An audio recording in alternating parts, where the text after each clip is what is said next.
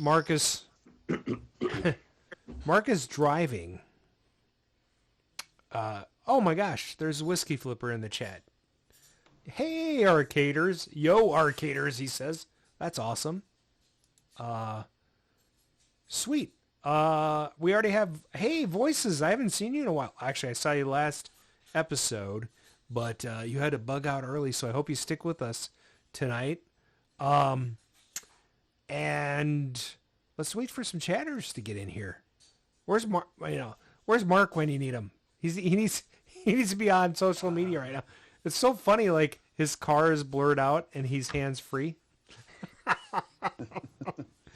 I mean, Mark, how many more? And hold your hands up and tell us how many minutes from your house you are. 10. Oh my gosh, 20 minutes. Holy crap! Just 20, get rid of them. He said 21 minutes. 20. He doesn't know. This is very odd. Man, why is it such a challenge for me every week to pop out the chat? I don't know. I just, I feel like a failure. You're just old. That's what it comes down to. It is that just old thing. I just can't pop out the chat. It doesn't come out the same way it used to, So. Oh my gosh, Grinwing popped in. Billy7, hey, welcome to the show. Billy7 is like right over here somewhere. He's like moving. We have May 1st, Pinball Basement, Charlie Peterson is moving into a room, 2 rooms that way, and doing harnesses. And so if anybody's ever been to the shop, there was like 100 some odd monitors in that room and like just stuff everywhere. Well, it's no longer in there.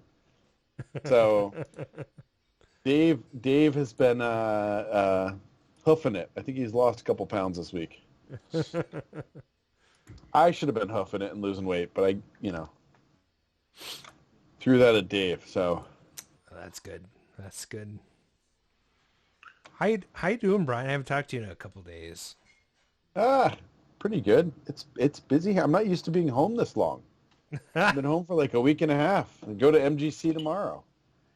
Oh yeah, that's right. Tomorrow's MGC. Yep. So I finally came to terms with the fact that I will never show up to something on time. And so I wrote Dan today and was like, so what happens if I show up in in the evening sometime? Because I originally was like, I'm going to leave here at 7. There's no way I'm leaving at 7. So we do have an extra stun runner. We do have an extra stun runner. Well, who wants a stun runner anyway? That is a fun game. It's not. It's like you put in quarters and you can fake your score. It's not fun. It's a lot of fun. Says who? You don't like Exterminator, so we don't need to listen to you. What did you say? I didn't hear what you said. Yeah, you got a slap from the chat there, Adam. I'm sorry, I'm not paying attention to the chat. Mark's giving the thumbs up. No, it's been it's been weird being home, especially that I leave, I come back on Monday, and then we're going to move a bunch of stuff out of the shop. So that should be fun. So got to get a couple games back up to Starcade, and then actually you know what? I'm going to add this onto my what I've been working on, because I didn't even talk about this. I should go get the stuff I've been loud. It's on my end. Here's some lovely dog barks for you. There's almost a two-tone. You've got the back and forth. Yeah, I got the little dog and the big dog. Guys, that sounds like actually a dog in Mark's trunk, I believe. Yeah. I like Mark disconnected, but he's got a thumbs up. That's awesome. Permanent. So Mark will be joining us a little late. This is ridiculous. Hey Brian, Yeah. You were talking about MGC, and I haven't been yet. I always kind of wanted to go. It always sneaks up, and hard to schedule in. But I've I've got a 2-bed Airbnb down there. Oh, nice. Come on down. Is that a threat? Tell me about is that home consoles and things too, or is that just full arcade or what? So MJC really is it's a Midwest Gaming Classic is what it stands for those of you in the chat who don't know, but it's really everything. So it started out at this hotel where they had way too much power draw, and they had to come up with this custom octopus that they called it to distribute power and run all the games. But it is pinball, home games, homebrew games, arcade games. I mean, really everything. It's a neat kind of just celebration of gaming in general. They usually have a console museum. They'll have almost every year. They have the original. What was it? The Sony Nintendo system or the original PlayStation that was whichever, I can't remember which way it goes. But they have a lot of rare stuff there, a lot of neat stuff. It is a blast. If you're in the Milwaukee area, 100% you should go to this weekend. So it's definitely something to consider. It's a good show. You know, it used to be in a small hotel, and it had kind of this family feel to it. And unfortunately, it's become a lot bigger. It's still a lot of fun, but when it was at the hotel, it was kind of this mix. They talk about the year that they got, so the vendors ended up out in a tent because it had grown so much. Wow. And then it just poured rain. And so the bottom, 6 inches of the vendor tent was like a river. Nice. Get a Frogger, huh? Yeah, exactly. It was exactly like Frogger. But in the larger space, it's kind of interesting because you go from this hotel where you're packed in like sardines to this convention center where now it's, everything in there only takes up about half the room. Oh, sure. But you get to play some really neat games. In the past, they're not going to do it this year, but in the past, Jersey Jack and Stern have announced a launch title at the event. It's a neat event. Usually Galloping Ghost is there. They won't be there this year, is my understanding. But it's a really fun event. We've enjoyed it. I missed one of them since coming home, and that was last fall. They kind of did a makeup one, and literally 2 days before we were supposed to go, we had a little COVID scare at our house, and everything was going on, and we just kind of shut down and said, no, we're not moving. Sure. We're hunkering down. Right. But hopefully we're over that for a while. Yeah, well, it's going to keep going, but it's the how much it affects us hopefully is decreasing. Yeah. So, but yeah, I mean it's definitely an event to go to every spring. So a question comes to mind on that specifically, if from past times you've been there. I'm kind of getting interested in, and I guess we'll cover some of my background later, but I am one of the two operators of games at Can Can Wonderland in St. Paul.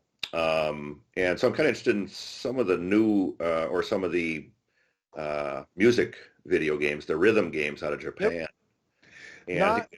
And not a lot of them there. I would say that, so it's kind of interesting because rhythm games show up a lot at 2DCon locally.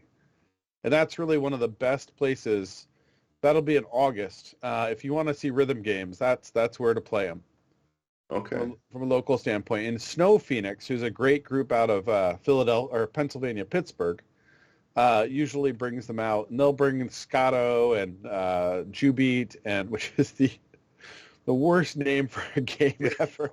It's like it's like the Chevy Nova of arcade games in my mind. But yeah, they actually do a really good setup at 2DCon. They also, Adam was really happy because one year I had brought a bunch of games and all the rhythm games were too loud, and Adam said something and was told that he's just old. That's why he thought they were too loud. Yeah. Is there is it again in the fall? Is that mainly console then, or are there some standard arcade? No, so that's a big mix. That's a huge mix, and that Fallout Shelter used to bring their setups, to that. And then there'll be usually a good representation of pinball, board games, card games. I mean, that's 2D Con is really supposed to be, again, a celebration of anything gaming. And I would say there's more like card games and board games at 2D Con than are typically at MGC. Okay. MGC tends to be a little bit heavier pinball and arcade games. But and 2D Con, we'll see what happens. They go up and down with arcade games. We tried to give them a good shot in the ass 3 years ago. I brought 54 arcade games to their event to try and get it moving. But they've done a good job with pinballs lately. I think last year they had 30 or 40 pinballs. So they've been stepping up a little bit. And then the Snow Phoenix setup is impressive. They really do. They show up with two semis or two 26-foot trucks packed with rhythm games and candy cabinets. Oh. Is that tied in with Convergence or something, or no? Actually, 2D Con was asked to participate with Convergence this year to help them do their gaming stuff. It makes sense. Yeah. We could go on and on about Convergence and 2D Con because they're local, and I know a number of people on staff. So I know details. The deets. He's got the deets. Oh, what's Mark going on, has something Mark? to say. You gonna say something? I forget. What does the 2D stand for? 2D from Facts of Life. Oh, man. Shut up. Two-dimensional. Like 3D, 2D. You know? I just assumed everyone knew I that. thought Jana had some, like, double D or something. I don't know what she was, like. Shauna? Shauna, yeah, that's it. I said Shanna, but I meant Shauna. Jana? I finally found a road I know so I could turn off the mapping program. Hey, guys, what's up? Hey, you need your special paired headphones. Those of us who are dedicated to this, Mark, we buy the right stuff. That would get me arrested. I don't think you should be driving with headphones on. No, it's the one-sided. They do this. All right. What? Larry's gonna just like screw up his entire setup right now. Here we probably. Are we okay? I think we're okay. Yeah, we're good. Okay. And we're getting close to hitting the button mark. So, hey, who's all in the chat now? We're gonna see. We gotta go. Oh yeah. Well, the chat's starting to hop. We got Dave. We got Dinah. Ooh, Dinah Terra. Who's Dinah Terra? I don't know who that is, but I want to know who it is. Grinwing. Larry's in the chat. Mike Page, Mr. Peabody. Sony PlayStations. Voices FYC. Which I think is Fine Young Cannibals. Probably not. And then Whiskey Flipper. Oh, and Brian Armitage, you're up there as a moderator. You're going to kick people out. I am. I'm going to drop the hammer here. Drop in the hammer. All right. I'm going to hit some groups right now, make some posts quick. Sweet. Drive it. You want me to hit the button? Let's do it. All right. Live from KOYR Studios in Minneapolis, Minnesota, this is Arcade Radio.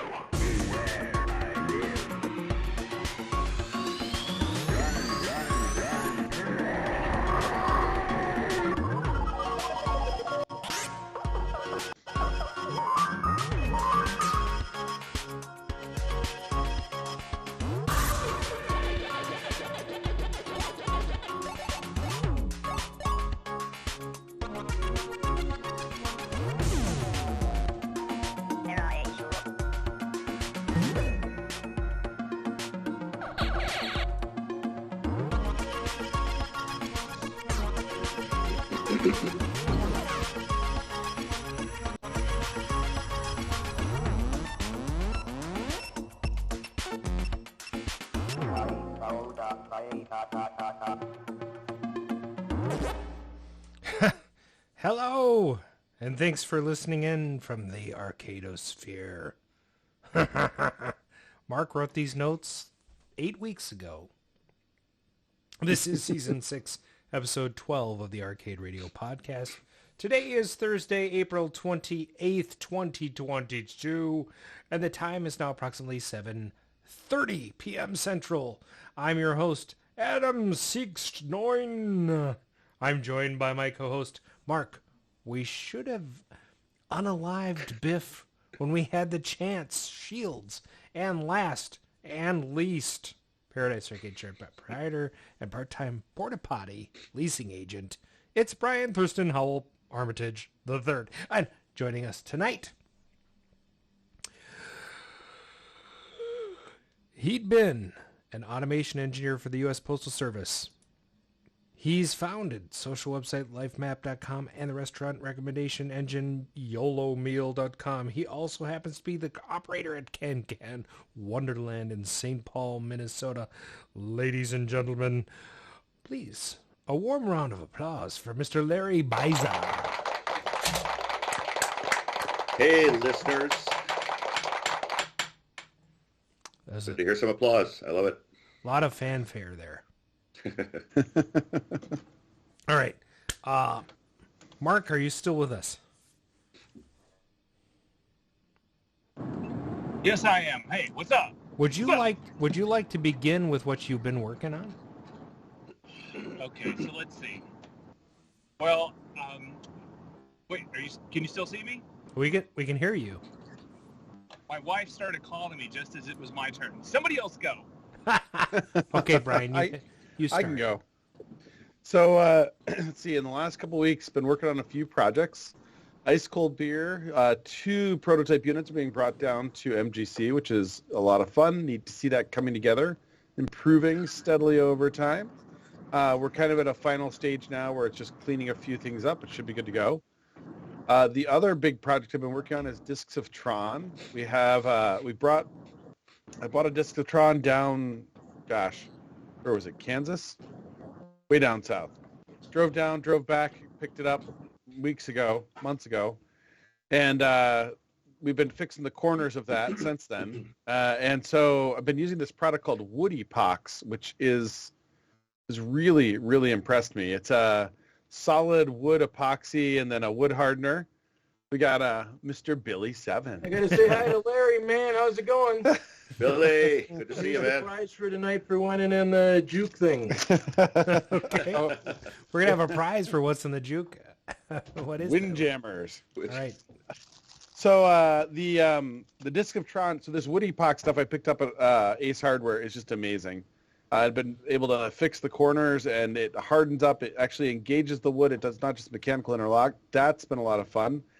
And Wait a then minute. Yeah. Let's back up. This stuff is blah, interesting. blah, blah, blah, blah. Yeah.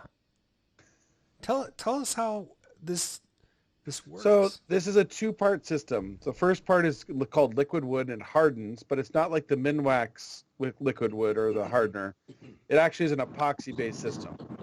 And then the second part is a solid kind of Play-Doh-like epoxy. And because the two of them bond together, you get the liquid wood soaking into the chipboard or the OSB board or whatever, and then the solid epoxy bonds directly to that. So it kind of has its tentacles going into the wood, not just a mechanical interlock.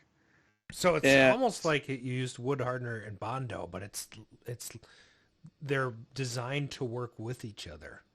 Well, it's like if the wood hardener and the Bondo were able to actually chemically bond each other. Did I just say that? Did I just not just say the exact same thing? No, you didn't, because you didn't say the chemical Larry's bonding. nodding his head yes. That's the key thing there. Is that, well, it's that interaction, because wood hardener and Bondo can be used together, but they don't actually That's exactly what I said. bond. Chatters, back me up. I'm telling you. So that's cool. Covalent polymer bonding. We should put a link to that in the chat because it's pretty cool stuff. It's so mechanically, it's unbelievable how strong it is on the corner of this cabinet, and you can shape it, you can form it, and what's really neat about it is you could actually use the liquid portion to thin the solid portion. So like they really are the same substance, just in different representations. So I fixed the T-molding slot the big piece of T-molding slot had fallen out. I painted the inside with the liquid, put a bunch of solid in the groove that was left, not the T-molding groove, but kind of below it. Then painted the liquid over it again, stuck the inside of the T-molding slot on there, stuck T-molding in there to hold the spacing, and it looks brand new. It's amazing. So I've been really impressed with this stuff. Yeah, Brian, I could have, we had the conversation earlier in the week. I've actually used that product myself a number of times. I wish I had sought to tell you about that specific one because it is great stuff. I've been playing with it more and more. I've been sticking it in places in that cabinet it probably shouldn't go just to have some fun with it. This is a family show, okay? Just take it, stick it where it shouldn't go, where that sun don't shine. So, but I've been, for those of you in the arcade, and so finally, it is sandable, it's paintable, it's all those great things, and when you're done with it, it's very easy to clean up and level off. I will say the solid part of it, the first time I used it, I'm like, this feels like a marshmallow. How is this ever going to get hard? And when it hardens, it's like, this is the worst. I think, Joyce, arcade stuff's never easy to talk about. This is a hell of a lot better than the ortho operating room. Talk about nailing things all day. So, but so that's been one of the projects. And the other project, which I'll make a little bit quicker, is Brian Kelly, who's just south of here, is a well-known pinball restoration guy, is rebuilding an Addams Family for me. I don't know if it's really restoring. He basically has taken all new parts and built an Addams Family out of one of mine, but got rid of all the parts and replaced them all. It's beautiful. My contribution to this project is twofold. One, I insisted on having a green swamp light, which is driving him nuts. So I hope he listens to this at some point and knows that I am taking pleasure in driving him nuts with that.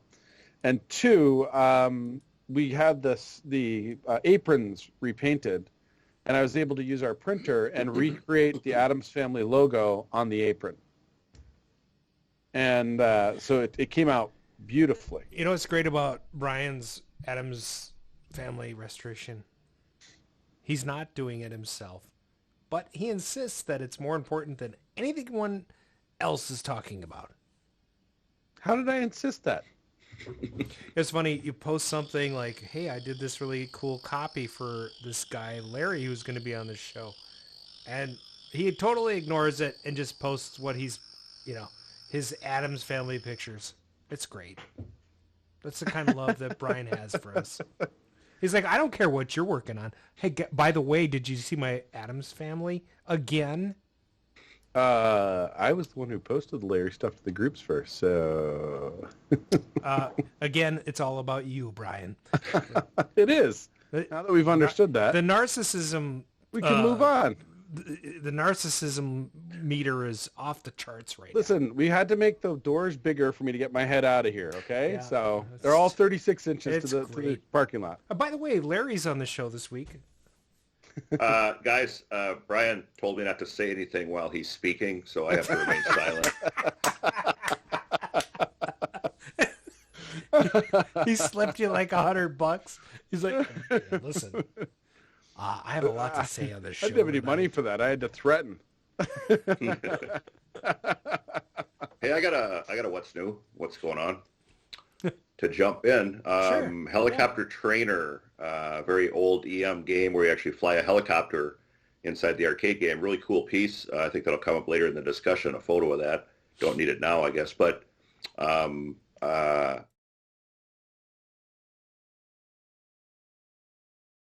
and the motor was just, it runs a small DC motor to spin the prop on the helicopter. It actually flies it around, right? Well, the motor basically it's 50 years old and the commutators is totally wiped out. It's just I couldn't salvage it anymore. The problem with that motor is it has a shaft on it that's about 3 inches long. Not how do you get away from this stuff when you're talking about arcade games? I don't know, guys. But anyways, continuing. So I can't use that motor. So how do I come up with a solution? I found some very similar motors at Axeman in St. Paul. A shout out to them. It's a great place. But some old stock motors, but it doesn't have the long shaft on it. And so how did I fix that? Well, this really cool solve. A guy who made a suggestion to me about silver soldering, right? Oh yeah. Taking to connect the shaft from the new motor with a piece of shaft to make it longer, right? So I thought that was a great idea, and he said check out local jewelers; they can do that for you. So I did some calling, and I found a jeweler. I was shocked. He said, "We're going to laser weld that thing." So we took the shaft and the motor. It generates virtually no heat, so you don't melt plastic parts that are attached to the rotor of the motor. He hit this thing with I wish I had the photo, but he hit that thing with the laser, and it's just fantastic. It just sealed it together. It's just perfect. I love it. Something to keep an eye out for if you have any small parts and you just fix that way. It's great stuff. With 3D printers, and I actually, it's kind of cool. I don't know, Mark, Brian, Larry, how long have you guys all been in the hobby? Right? For me specifically, it's probably been 35 years, long time. I'm only about 15. Only 15? 17. Okay. The same as me. 2005-ish. Well, 2002. So, I guess it's 20 years. Anyway, the point is, all these I new had products, pinball machines when I was in Philly, but I wouldn't. When you were what? Our infield reporter is cutting out. Yeah, I'll cut it in a little bit. This is great. He's settling into his office. This is like Mark has just been on a journey for the last half hour. And that's the end of the show now. Thank you very much. We're gonna. Yeah. Whoa. Oh. Well, I guess we'll hop into your segment, huh, Brian? Yeah. Let's do it. Sounds good. Let's do that. Oh, no. I always felt that the true stars at Atari was engineering. Oh, you're an inventor. Yes, I am. What have you invented? A lot of things. Like? Like a lot of things. Like things that you've heard of. Like? Well, things that you will have heard of, okay? Patents are pending. Arcade gadgets with Brian McLeod.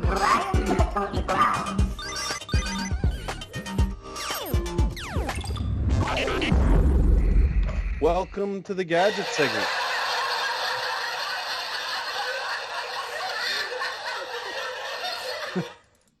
And moving on to news. So I have a couple of gadgets tonight. One of them actually probably needs the laugh tread. You know that RoadBlasters pedal you rip off the front of the Atari System 1 cabinets and put another Atari System 1 game in it? Why would you do that? Somebody is making the tread for that. That's cutting out the little tread for that pedal and selling them for $10. So if you need self-adhesive sandpaper, you can pick it up on KLOV. Go check it out. You can just, I'm seriously, they're cutting them to the size and selling them. Yeah, that's interesting. Yeah, no, I kind of got a kick out of it. So on to something. So not a brand new gadget, but a great gadget, and one we just picked up here in the shop to do a multi shoot 'em up build with. I've got 6 shoot 'em up boards. I'm gonna put in one candy cabinet, which is kind of fun. The Easy Arcade Equipment by Riddled TV. If you haven't seen this, this is a switcher with multiple different endpoints that can be connected to a variety of different game boards. Jim did a really nice job with this. He basically took a 40-pin connector, and you could integrate Giamma, Konami, Stern, Pac-Man, Galaga, Burger Time, Karate Champ, Galaxian, Zaxxon, Phoenix, and Donkey Kong all into his switching adapter. So you can take any one of those boards and mix them up. So you can actually have Pac-Man and Galaga in the same cabinet and switch back and forth. And you can have the original boards in there. So it's kind of a neat thing that he's done there. A lot of fun. You buy different interfaces, obviously, for the different board systems. If you haven't seen this, you can see that on Riddled. That's Riddle with a D, TV.com, or over on KLOV. He's also there in the for sale section under new products and mods. Sweet. So you guys use any switchers in your cabinets? One of my two of my cabinets. Maybe 3. Whose did you use? What's that? whose switchers did you use? Do you remember? Well, I have a Paradise Arcade Shop switcher in my Robotron, which replaced the crappy switcher that I had before. So now it's just the crappy Paradise Arcade drop-in switcher. It's probably a Gamba's one. And then I also have a switcher in APB. That was okay. That was in there before I bought it. It's still Nice. working. It's a ATX of some type. Nice. And then well, not switching power supply, switching boards so you can play different games. Oh, a board switcher. No. Yeah. Like a JAMA switcher? Yeah. I do have That's what we one. were It's just from talking Arcade about. Shop. Not from Arcade Shop. It's from Mike's Arcade. Mike has a good one. Yep. But it's only a dual. So with the easy arcade stuff, you can do up to 6 different games. So it's a lot of fun. The last thing I'm going to talk about tonight is High Score Saves released the DK Multi-Board. I don't know if you guys have seen this, but they're calling it the Ultimate DK Multi. I can't even, it runs like 12 or 15 different games. It's an interesting kit. You can play DK, DK3, all these things on an original Donkey Kong PCB. Donkey Kong Jr., Donkey Kong 2. But what's interesting about it, to me, is when you look at the kit that you have to put on there, it's giant. Yeah. Because this takes over a huge portion of like what the board does. Mm-hmm. And so one of the things I'm kind of looking at this going, like, I understand people want to put all these different games in a cabinet, and I actually have a DK cabinet with a 4-way switcher, so I can play actually all the games he has on here.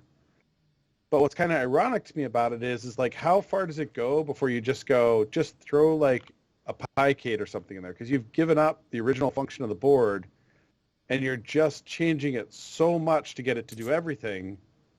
Well, it's Why still are you using sticking the with original hardware to play the game, though. You're not emulating.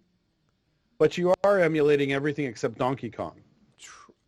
Okay, so the instructions are probably mostly the same except for sounds and a few other things, right? Not for DK3 and not for DK Junior. Those are significantly different boards. You can't do it backwards, right? Mm-hmm. So the instructions are a bit different. The way of processing them is a bit different. Yeah, but it's still not emulation because it's not emulating it. Well, no, you're running code on a different hardware system. It's like a totally different game. Yeah, you're running a totally different game on a different hardware system, which would be like emulating Donkey Kong Jr. on a Donkey Kong board. Personally, I wouldn't do that. Personally, I would want to run the original hardware, or have like the Vector Labs. Is it Vector Labs that does the switcher? Well, Mike's Arcade does one. Oh, Mike's Arcade does one, and Riddle TV does the easy switcher. I thought Vector Labs did a DK switcher too. Yeah. I don't know if Vector Labs does, but this is the question: like, how far does it go before it's not really original hardware? But the kit's out there. It's getting what looks like some good reviews. People are really interested in it because it plays every Donkey Kong you could ever want to. Check it out. So cool. I'll be curious about people's comments in the chat to see what they think about it. But there we go. Nice. Moving on to the news. The new. Well, all right. Well, Where's the bumper? Where's the bumper? The bumper? You mean this one?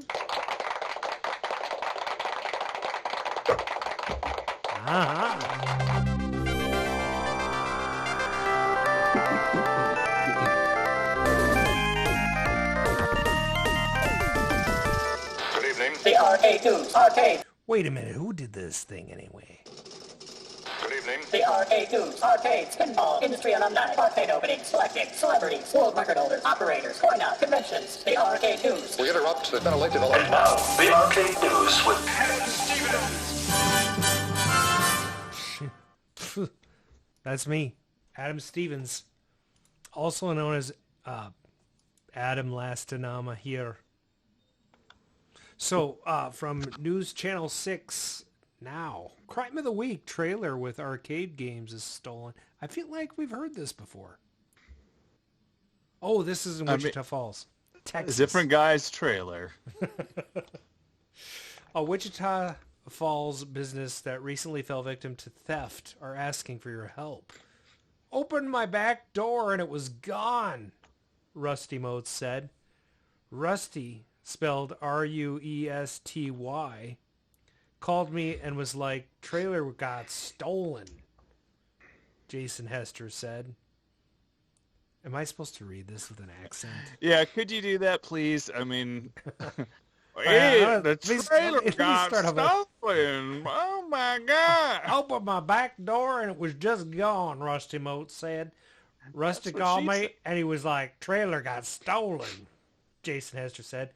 Hester is one of the owners of the Deep End, a local arcade and bar. Along with their trailer, the thieves got away with 2 arcade-style video games. Not our actual arcade games, or arcade style. It has... What the hell's happening? You lost him, Adam. I can hear everything he's doing. This is like Walter. Remember when Walter went to go get fill his glass with water? Yeah, true, and you could hear the glass. And it's like, and he was peeing. That was awesome. Actually, he wasn't. I forgive me. That's not true. Anyway, continuing on with the story, he's, Rusty. It has bags in there and has a game, so it was really heartbreaking because I love bags, Hester said. Is this made up? Seems made up. No, this happened for real. And before either of them knew it, the trailer was for sale online. I saw it on Facebook Marketplace. A week later, it just brought up all the anger, Motes said. Make sure you file a report. It's taken, Sergeant Charlie Eiper of Wichita Falls Police Department PIO said. Call us so we can get it documented, get it in the system, and who knows where it's going to pop up so we can get that, maybe even get a suspect and get an arrest. But I can't believe this is a real news article. At least get that back to the owner. I mean, this seems like trailer a theft terrible has real skit. victims, guys. Real victims. Yes, that's right. Yeah. Right now I'm going straight to hell for all of my super Texan, not Texan accent. If you're going to have something that valuable, get something good security. Have cameras. Have fences with good locks on them. Make it tough to get to, Eiper said. Even if they get to it, make it tough to get back out to move to where they can actually get it out of there. Oh, my God. So what they do now is they pull up with a flatbed. They throw the chain on the trailer, and they just yank the whole trailer up onto the flatbed and go. Well, so all this stuff, you can lock it, you can have the hitch lock, and it's pointless. Oh my God. Yeah. It seems to me this is a weird article. It's like they're sort of blaming the guys. Yeah. It's like that's what everybody did to us when we lost our trailer, because it's about me. Well, let's face it. Right. I don't think you get what I'm saying, Brian.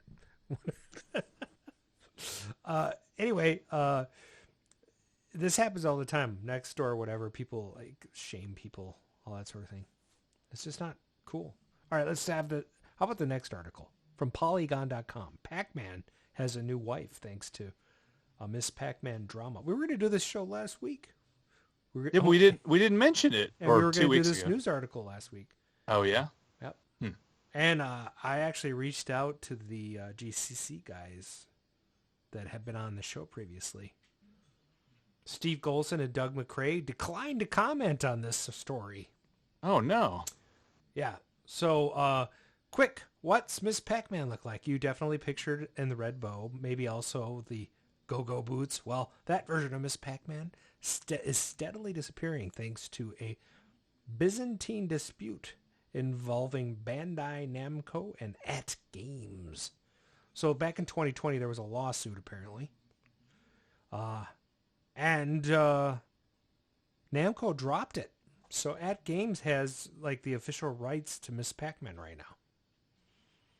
So for all of the Bandai releases, they are altering Miss Pac-Man. So Graphic artist Nicolas Caballero of Paraguay noted on Twitter Wednesday that the anthropomorphic Miss Pac-Man appearing in 84's Pac-Land is instead what Bandai Namco calls Pac-Mom. She wears a pink hat, gloves, and heels instead of a red bow, orange gloves, and red boots. Baby Pac has also been altered with a palette-swapped pink pastel palette for good measure, replacing the bow and flower and removing her pacifier as well. So what gives? Well, return with us to 2019 when Bandai Namco sued at Games, the makers of the throwback mini consoles and arcade cabinets whose work on a 2016 Genesis Mega Drive for the Sega didn't win them any friends. Among other things, Bandai Namco alleged that At Games had interfered in the publisher's negotiations with Ms. Pac-Man's original creators, a group of 7 MIT classmates known as the General Computer Corporation, to buy their royalty rights. Right? It's crazy, right? Yeah. So lo and behold, At Games itself ended up buying the royalty interest, meaning that going forward, if Bandai Namco released anything with Ms. Pac-Man or Baby Pac-Man in it, it would owe residuals to At Games. So GCC apparently got residuals. You know, that makes sense, right? They did the work. They probably had it in their contract. And they're like, hey, let's sell to somebody else. We're already retired. Let's do this. So the people At Games is supposed to be getting residuals. So note, these rights are to be paid whenever the work is used. That means Bandai Namco still has full ownership and control of Miss Pac-Man as an intellectual property and can unilaterally make any product, including her. So this is basically to stiff At Games. They're basically like, okay, well, if they're going to get paid, we're going to make her Pac-Mom. That ain't right. I don't know. What do you think, Mark? They should get paid, man. Let them get paid. I mean, basically, At Games is GCC right now, right? Right? We should have them back on the show. They don't want to talk about this. Oh yeah, really? Well, I mean, I guess let's wait for it to resolve itself, and then.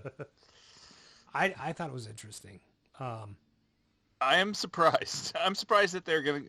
It's kind of like when you see like a TV show or a movie, and they change the music. Yeah. You know.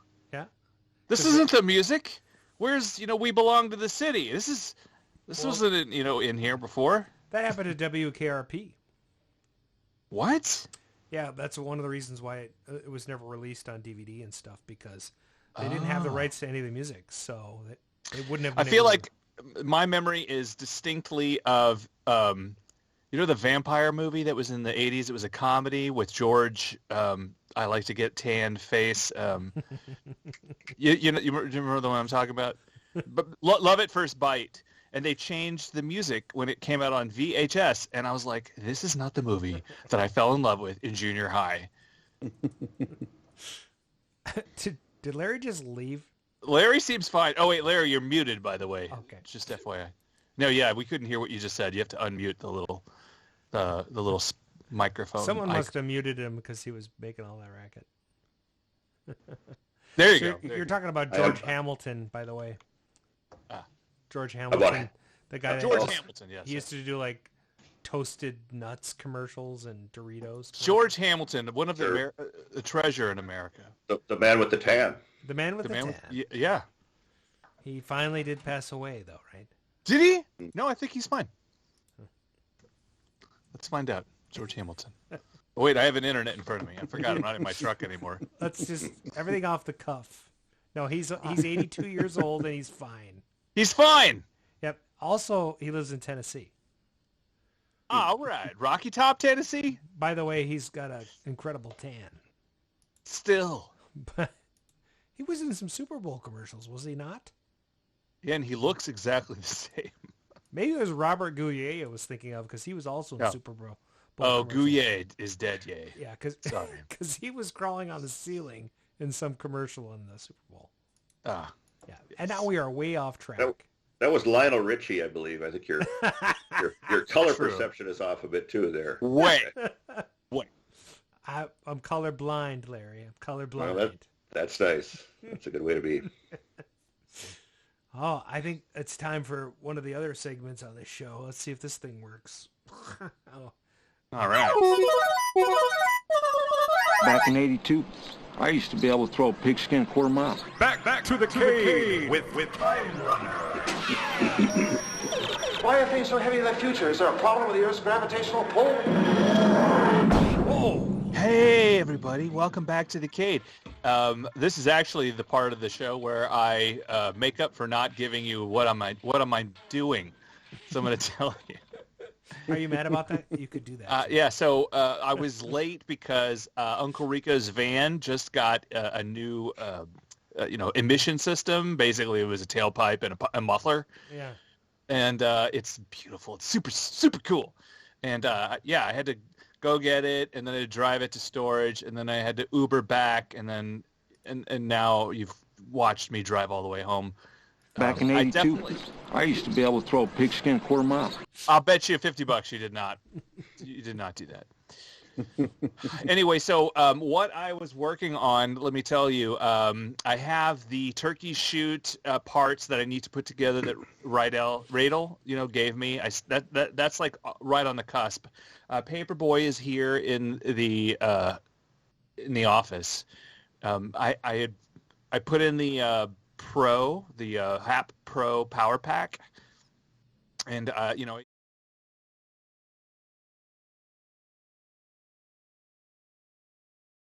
let it run for about a good 18 minutes, and then it stopped working.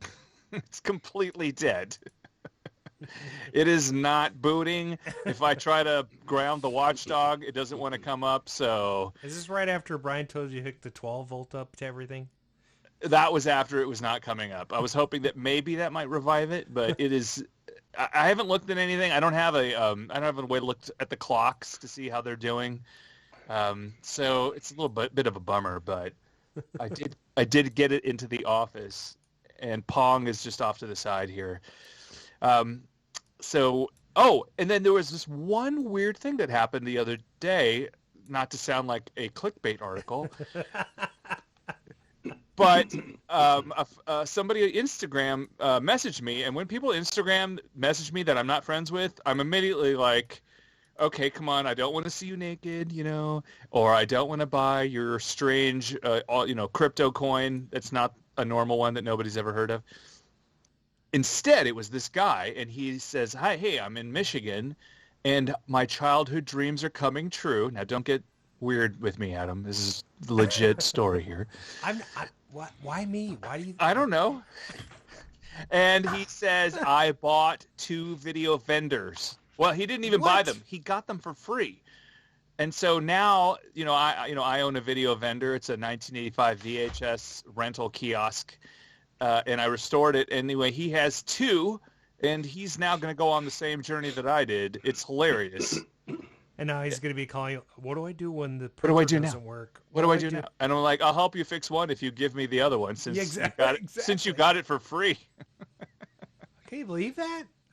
It's so awesome. I think that El Dorado Games should give you theirs one. I know, like, which guest was it that was also riding on top of one? Well, I think that was theirs, right? Yeah, but I forget who we were talking to. It was the 2 dudes that were... Right. Brian knows. Brian brought him on the show. Who were we talking about, Brian? What's that for? He's not paying attention. For the video vendor? So let's... Right. Well, you got to see it too, right? I didn't get to see it. Oh, you didn't. Okay. Mike, you talking about Mike Freeman? That's it. That's I think what so. we're talking about. Thank you for that interjection, oh mighty Brian Armitage. Okay, so let's find out what's in the what is in. Oh my God! Why does it keep doing that? What's in the Juke?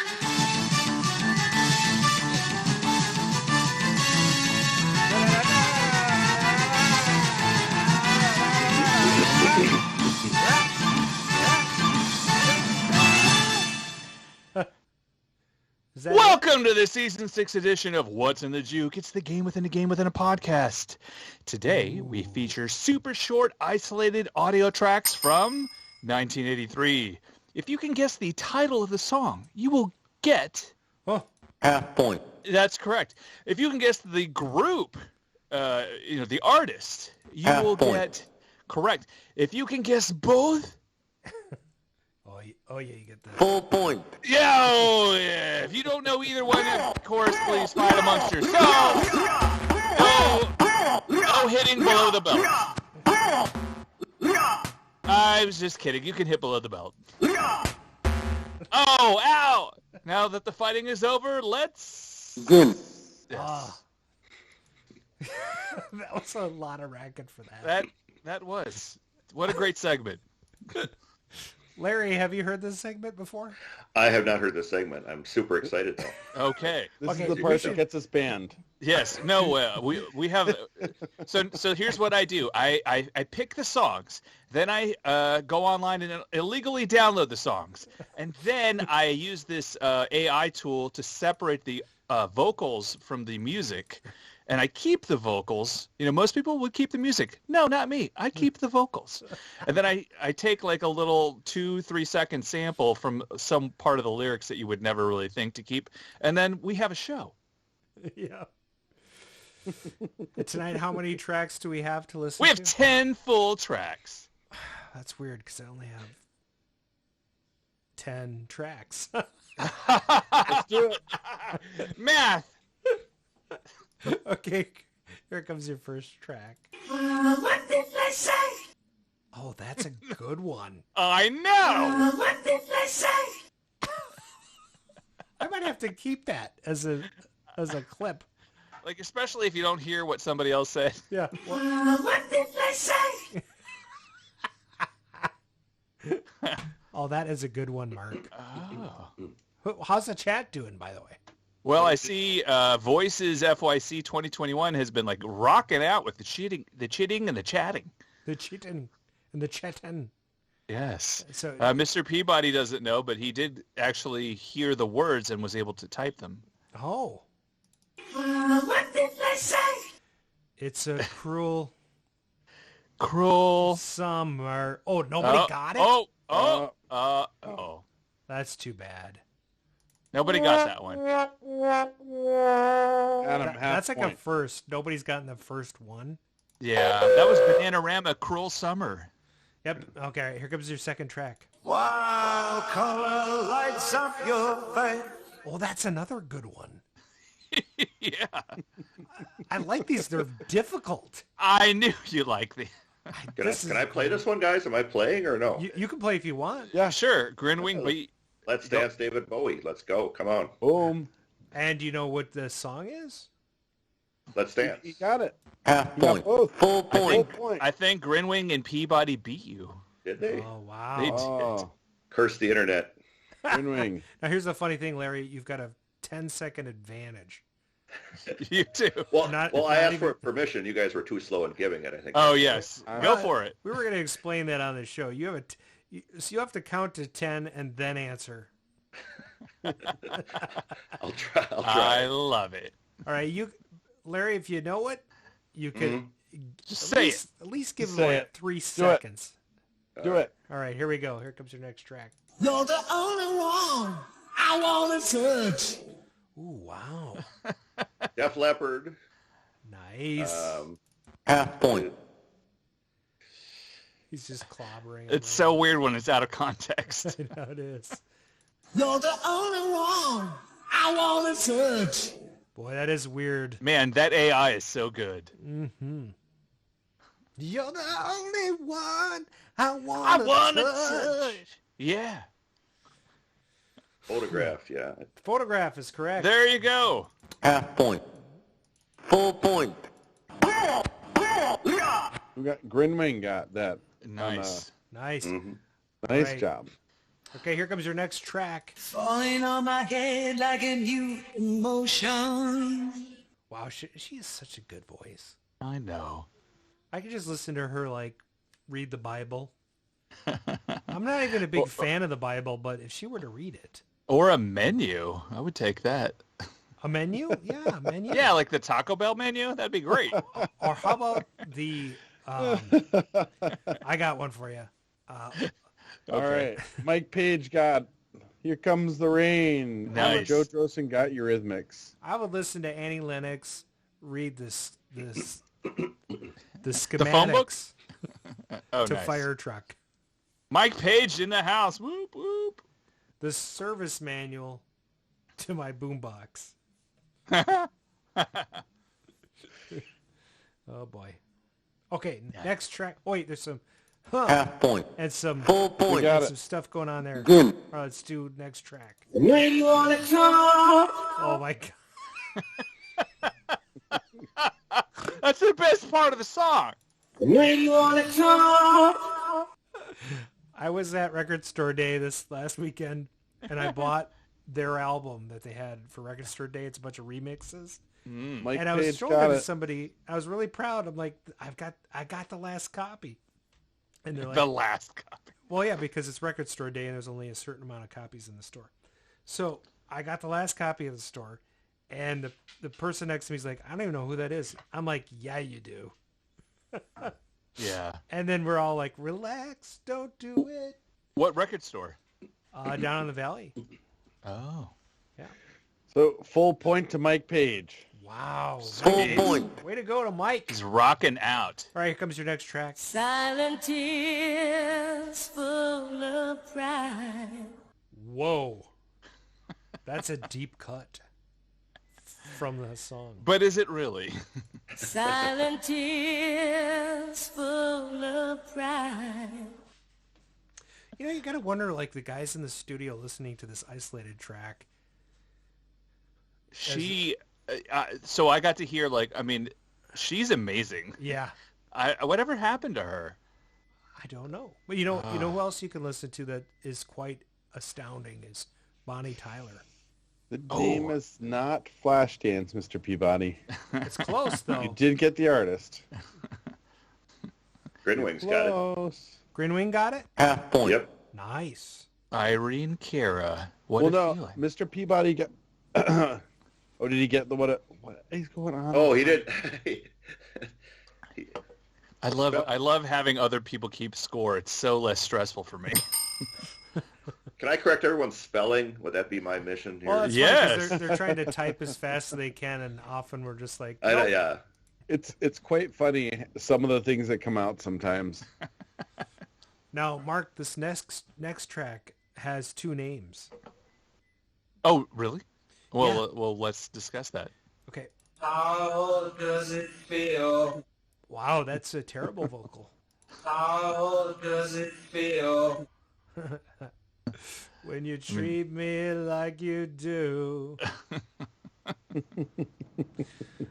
I mean, Half point. to anybody who gets that. Mr. Peabody with a half point. It sounds a lot better with the music, I assure you. And Shut up, Eddie! Mike Page with a half point. Did they get it? Half point? Yep. Half point. All right, You so have... Right now, we have Mr. Peabody and Mike Page tied in first place with 2 points. Grinwing bringing up second place. And the rear, we have a three-way tie between Adam, Larry, and Joe. who's Adam? You. What? How'd you get a half? I should have He got cut it. in and he gave the name of the song in the first one. Oh, that sounds fair. Yeah, you know. By Adam's the way, bringing up the rear. the- New Order Blue Monday. Of course. So New Order Blue Monday. Also, if you have the Substance album, the remix is called The Beach. Oh, interesting. Yep. Okay, so because the second record on that's all remixes. All right, here comes your next track. No one can tell us we're wrong. But they will tell you. This video is messed up. This is an example of like people who wanted to direct films getting songs and then trying to make something out of it. Oh, I have to check that out. Tell us we're wrong. It's a terrible video. It's also kind of awesome. That's my review of Krull, by the way. I haven't watched Kroll since I saw it in the theater. How old were you? What year did it come out? 84, 82? 82, 81. then I would have been 13-ish, yeah. So, Grinwing got Pat Benatar, and Mr. Peabody got Love Is a Battlefield. Nice. Oh, 83, man, by the Mr. way. Peabody in the lead. Kroll came out in 83. We've had this one before. I work from 9 to 5.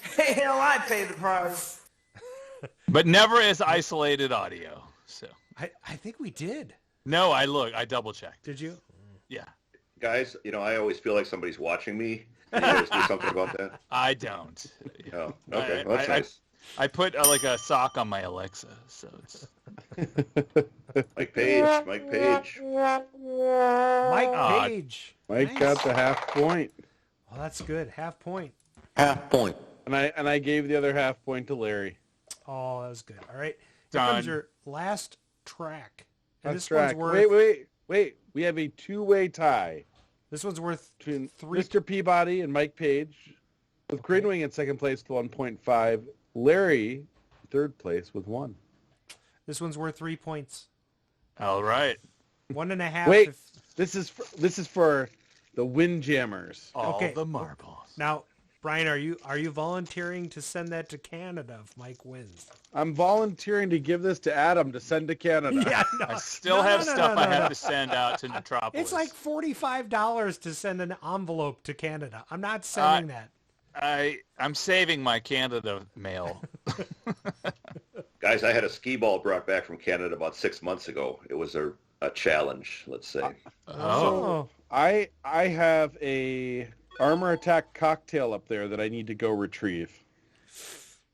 All right. Here comes Good your luck. last track on that theme of being arrested. You belong to me. 3 points. 3 points. All right, here we go. Who's going to get anybody's game? I only Joe played it once. Drosen. Joe Drosen? 2. He's I got guess- the 1.5, got half of it. Right? Full And point. Whiskey Half Flipper point. comes in with what? He blew it, Whiskey Flipper. He blew it. Did somebody say... 9, 10. Hey, the police, guys. Full Yep. point. Half Joe point. Excuse me. Joe Drosen got Police and Whiskey Flipper got Every Breath You Take. And that leaves Mr. Peabody and Mike Page tied for first place. So nobody gets a Windjammer. All right. It's the dummy Perfection. prize for next week. We could... Hey, wait. I've got a great idea, Brian. Yeah. Let's break it in half. Well, I got to see. I mean, I don't think... So, here. I'm going to open this up here. Well, What do you think? oh, wait. I got a better idea. Send the bag to one person and the object to the other. What? Here we go. What is that, like a sweatband? Yeah. Oh, that's cool. I only recently learned that sweatbands are to rub your forehead like when it's all sweaty. Did you know that? Let's I get always thought it was just my physical, sweaty wrists. Physical. No. It's so that you, like, when you're sweating, so you don't have to wear a headband. You just rub your wrist against your forehead. All right. What? My- Hey, Everybody's like, oh my God, I can't believe it. what is that noise? Is there a fire? I hear some crunching. Oh my God. Should I check the voicemail? Is there any voicemail? Nobody calls us. Wait, there's a call. What's our phone number? It's 612-548-GAME. GAM as in Mary E. Yes, that's 4263 in case you can't spell. God.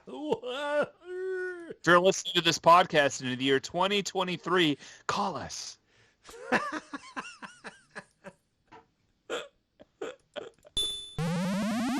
Thank you for calling 612-548-GAME. This is Arcade Radio. Please leave your message after the tone. Hey everybody, it's your buddy Bob Zarzadek, control panel expert and technician. I'm calling you 1 week in the past from Coachella. Have you ever heard of Coachella? It's totally lame, man. There are no coaches here whatsoever. There's not even any assistant coaches. What a ripoff. Yeah, my girlfriend Yara and I are having to make do in the meantime.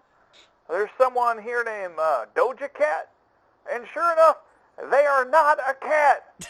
They're not like even in the feline species or the genus or whatever. Lame. I was hoping for some kind of cat that could do karate. But no, disappointment once again. Someone told me she brought back the Taco Bell Mexican pizza, but you know what? I don't care. I was expecting, nunchucks and ass whipping, but no, get Mexican pizza. So, yeah, anyway, don't let my sour mood foul up the show tonight. You guys have a good one with Larry Bird. I heard he was a pretty good b-ball player. Tell him I said hi, okay? All right, I'm out of here. Czars the deck out. Oh, that guy. He's always leaving messages. Dang. And he hangs up late. Immediately, right. At least he's not in prison anymore. Yeah, that was good. My favorite is still when he was out on the launch pad or the landing pad for the SpaceX. For the SpaceX. That was he a classic. He has a storied career. All right. This brings us to the part of the show we love, which is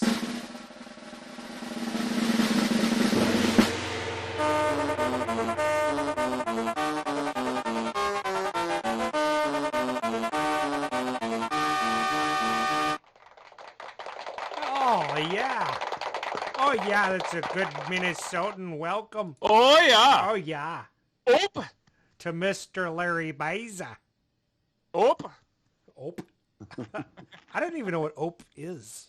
I know what opie is. My wife is always like, "Oh yeah, we say ope all the time," and I'm like, "When?" Yeah, I've never heard anybody say ope. My friend,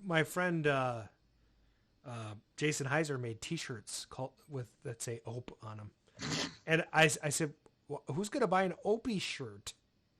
Yeah, I mean, that show's been off the air for years, man. Does anyone even? Can you whistle the tune? Larry Bieza, welcome to the show. Larry. Hey, welcome. Guys. Larry, I'd like to ask you, as a youth, what was the circumstance under which you first became hooked on arcade games? Great question. There was a strip mall about a mile or two from my house. I'd ride my bike over, and they had a Woolworth store, one of the now defunct chains. And in the back of the Woolworth store, they had it was kind of like a mini Kmart back in the day. And in the back, they had probably about 10 pinball and arcade games in the back. I remember way back there was Bally Roadrunner. There was actually a helicopter trainer. There was a Gottlieb Golden Arrow, kind of toward the end of the EMs, actually, the very end of the EMs for Gottlieb. And so I'd go there, quite often, at least on weekends and when I had time to ride my bike up there and just play games, meet some friends and just hang out. And so that, like a lot of us, that those memories cemented in your brain. And then later on, you start thinking, oh, why can't I recreate my childhood? Mm-hmm. So for me, it was actually the recreation started only about maybe 8 years later when I was living at my sister's house after graduating high school and kind of getting some vocational training. She said, "Hey, you used to like pinball, didn't you?" Yep. Hey, there's an ad for a bar in Wisconsin that has a couple of pinball games for sale. Why don't we go get a game? And I was like, that sounds cool. So we end up at this dive bar in Wisconsin, and we come in there. It's pitch black, or not pitch black, but super dark like those bars are. And I asked about a game for sale, and they pointed to a couple over in the corner, and all the patrons are giving me the evil eye, like, you're taking our games away, dude. Don't do it. Son of a. But I had cash, so they allowed me to go. And my first game was Williams' Three Jokers, and I'm going to probably discuss a lot of games maybe a lot of you guys have never heard of, but I'm hoping that some of these games we do discuss and come up with photos for you will maybe catch an interest in some of the earlier EM games. Some of the stuff is really cool. But Three Jokers is actually an add-a-ball game, if you're not familiar with the term. Add-a-Ball was actually instead of credits, which most people are familiar with on their pinball games, Add-a-Ball was you could actually win additional balls to get your score higher and higher. I think it's actually a great format for a home game. If you guys are looking for an EM pinball, Add-a-Ball is a fantastic format for home games. And it was actually a way of getting around the credit situation. Pinballs have always had an association with gambling, and it's been very difficult to cut that. And so one of the ways of getting around the laws for having credits, which could be sold back to the bar, right, were to have the Add-a-Ball, because you couldn't just they wouldn't buy the balls back from you, or at least not that I know of. So yes, it's very difficult to sell your balls, I assure you. First you got to find someone that wants them. That's the biggest. So one game led to another. Kind of jumping to the side here. Kind of finding a lot of interest when I was, getting in my later teens and 20s, and I picked up an interest in fireworks. So for 10 years, I shot professional fireworks shows around the Minnesota area. And there was actually a national competition every year in various cities around the country. And a fellow named Rob Burke, which some of you may be familiar with, he's actually the one who runs Pinball Expo now. He was the one who started Pinball Expo along with a guy named Mike Pasak. We got a friendship from fireworks because we both collected fireworks packs of firecrackers back in the day. And they have kind of that graphic artwork, similar images to like pinballs do, or comic books and all that kind of thing. So I was interested in that. He was interested in that. And so we found a friendship that way. And then in 1985, he checked in with me and said, "Hey, Larry, I know you got a pinball game. You told me about that, or a few pinballs. I want to start a Pinball Expo, and we'll have in Chicago where pinball was born, or basically born, and then everybody get together, get all these super fans together, and we'll have the factories are going to get involved. The companies will come and show off their games. We'll get factory tours." All sounded super cool, and I said, "Yeah, let's go. I'm in." And so that kind of started a very long run at Pinball Expo. Nice. Yeah, that's cool. I mean, did you say you were a vendor there for like 20 years? I was, yeah, I was. Yep. What kinds of wares did you sell?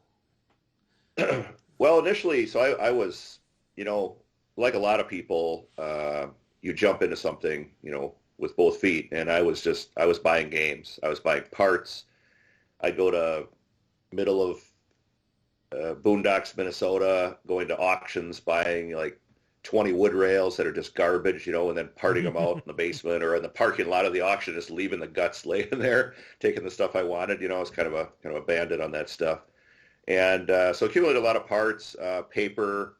I was very interested in the history, and I am to this day very interested in the history of gaming, history of arcade games and pinball. So I collected all the advertising flyers for all the games, schematics, manuals, all that stuff. So then kind of a bit of a story, or short story, was I finally decided to sell one of my games. I knew I had kind of an interesting game. It was a Gottlieb Mermaid pinball, and some people may be familiar again. Early 50s, super rare game, and I didn't really know anything at the time. So there was a magazine called Pinball Trader back in the day. That was kind of the first kind of hobbyist magazine for the second one. Steve Young in New York started one a few years before that, but Pinball Trader was kind of the thing, kind of the want ads and history, or a way of connecting with people over pinball. I ran an ad in there and had like dozens of people calling me the day it came out, and everybody's all pissed off because I sold to the first person. And I realized I probably screwed up. So so that actually got me going on the idea of creating a Pinball Price guide, because I was uninformed and everybody else was. So I started doing a lot of research and then published Larry Bieza's Pinball Price Guide, and that was published for 14 years. Wow. Dang. Yeah, crazy. So that was one of the things that I would sell at Expo every year, and it was really a very hot seller. And it was fun to be part of, kind of give back to the community, right? I mean, I did it as a business and was able to make some decent money that I could pump back into games. But I love the hobby and want to contribute as every way I can. So I've always been very active in providing information to people, helping people with parts, talking about history of games, that type of thing. Amazing. Let me see. So what got you interested in collecting arcade games like as a hobby?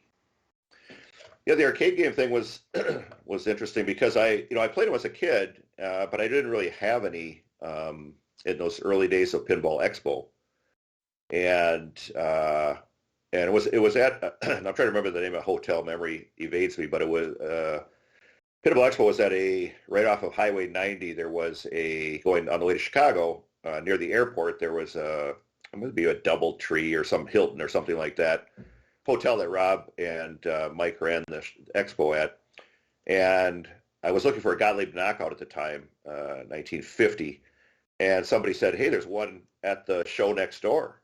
Oh. And I was like, "What are you talking about next door?" Well, as it turns out, the Chicagoland jukebox show at that point in time was like 2 blocks away from Expo, and I had no clue about this thing existing. And I go over there, and this hall is filled with jukeboxes, wow, Coke machines, arcade games, a vending machine. It was just crazy, and it's like, it's like a mirage. There's all this water I just want to drink, So it was crazy. So I went full bore into that. Actually, I kind of went harder into arcade at that point, and just got super excited and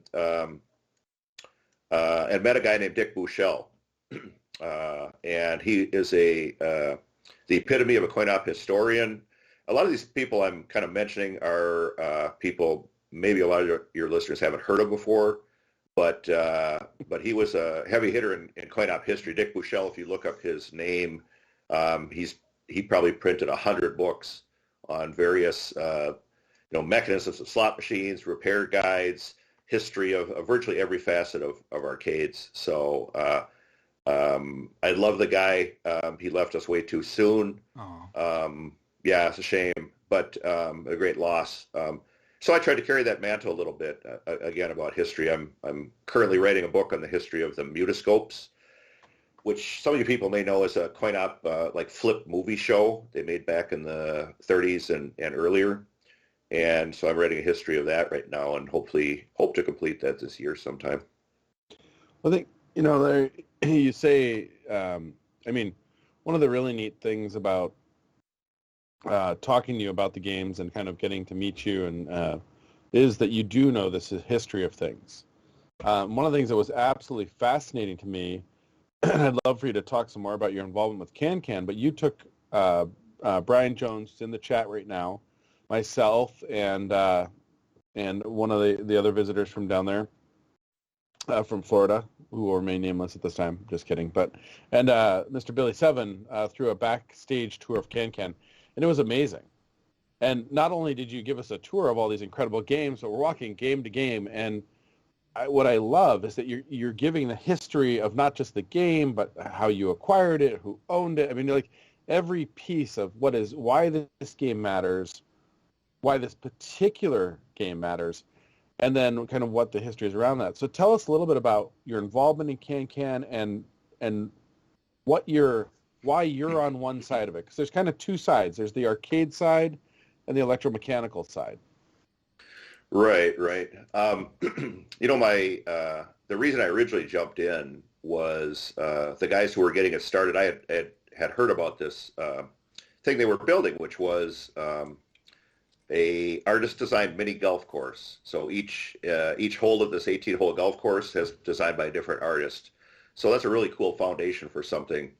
And if we think about mini golf and arcade games and pinball, what do they have in common? There's a tactile nature, right? We have these kinetic tactile things that we're working with.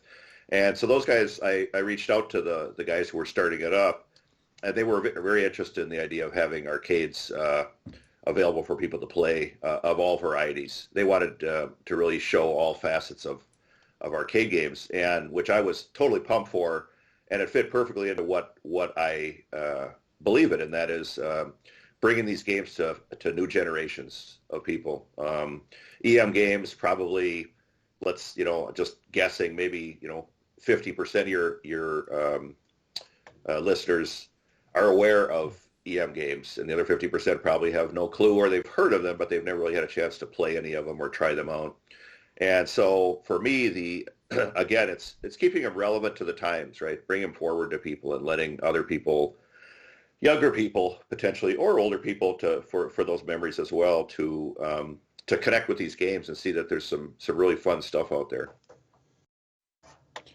It really, and what's crazy is you go to Can Can, and it is a lot of 20 and 30-year-olds there in the evening, and you kind of get an older crowd as the night goes on. The crowd gets a little younger, a little bit more booze around, but it's all these people playing these games that are 50s, 60s, 40s, and I mean even one that you designed, right? I mean you came up with your own EM game. Yeah, I've designed a couple. There's actually a couple games on the floor that I've designed now, and that's really exciting. It's fun to do. It's kind of an additional challenge, right? So yeah, people like those games. I don't know, it's kind of, we're kind of the trolls behind the scene, right? Myself and Johnny Pinball. He runs more of the video side, but yeah, we're the hidden people, and that's good. That kind of strikes a note with me, about the game industry itself. So if I could jump aside for a second here, yeah. The people that created these things, and that was the cool thing about Expo when those guys got, or Pinball Expo, when those guys got that started, was what other industry that you know of where you can actually go to meet the creators of these products that we love and enjoy, right? To socialize with these people, to meet the designers, meet the artists that created these pinball games or these arcade games. It was just such an amazing experience that you just can't duplicate anywhere else. And so these behind-the-scenes people are that never get credit. Who built these things. Part of my mission is preserving this history, preserving history of coin-op, and preserving, carrying forward some of this history that will be lost otherwise, of these people that are behind the scenes, right? They're really unknown. Well, not just the people, but so one of my favorite devices or whatever that you have, so I'm going to force you to talk about it because I was fascinated by this, is the fortune teller that you have at your house. Mm-hmm. And so it's not just the people, but you took this machine that there's, how many of these exist? Like original ones? Like there's only one. Yeah. Yeah. And so you then find this and decide this needs to exist in other places. We need more. I need one of these, and a couple other friends need one, right? Just so you know, I've put the picture of your fortune told by the human voice. Yeah. So please, what made you this is not something people normally look at and go, I really need to make this incredibly elaborate, complicated, this is what I'm going to do. I mean, what happened? How did this come about? Right. Okay. So Brian, what we're doing is encapsulating 3,000 hours into about 2 minutes here. So I'll see. Yeah. I'll do my best. So I started, because of my interest in the history of coin-op, and meeting with Dick Bushell and some of these really guys that were into the early penny arcade, I kind of gravitated back. I love it all, right? I love video too. I gravitated back to the turn of the century. They're really one of the roots of arcade games, right? And so it all started around the turn of the century for the most part. And this particular game was built by a company by the name of Mills Novelty Company out of Chicago, Illinois. And they built the game around 1907, 1908, right in that period. And they sold it for a few years. A friend and I, so actually, I think Dick had actually mentioned to me that somewhere out in Montana in a ghost town in Montana sits this fortune teller. And if that's not enough of an interest to get me going, just hearing that, right? So years went by, and I was like, I found a friend of mine who I became really tight with around old arcade games. We decided to go out and make the trip out west. So we went out there, and trying to keep this short. I called a friend when I was on the way out there, a guy who was into the early arcade, and he said, I want you to take as many pictures of that game as you can and measurements and whatever you can get, because a friend of mine and myself are going to build that game. We're going to make some of those games. And I said, okay, I'll do it, but we get to be able to buy one of those games, each of us, Ron, my buddy Ron and I that went out there from you guys as well for cost. And they said, okay, we'll do it, because they didn't want to. It's a long haul out to the middle of Montana. But anyway, so I was kind of became friendly with the curator out in the town because I was providing them a lot of coin-op history for a lot of the games that they have on display there. And it's really a cool town. So I'm talking about Virginia City, Montana. You guys can look it up. And actually, if you Google Virginia City, Montana fortune teller, you'll probably get a lot of the story. David Copperfield tried to buy the fortune teller from the state who owned the town at the time and was unsuccessful. So it remains in the town on display for people to see. But back in the day, so we gathered all this information and assisted by the curator. The game wasn't on display at the time. It was back in storage. And went back to just an amazing place if you guys get a chance to get there. So went back home, sent the guys the information. They said, you got to be crazy. We're not building this. This is insane. This thing is way too complicated to make. We could never sell them for what we got into them. Forget it. We're not going to do it. So Ron and I are stuck with these photos and these measurements, and we're like, this is just the coolest thing ever. We want one of these things. How are we going to get one now? These guys aren't going to build it. So talking over a couple of years, well, maybe a year, we just said, let's do it. We're going to build this thing. So it took, the whole process took about 4 years to build them completely out. And if you think about it, we built 5 machines.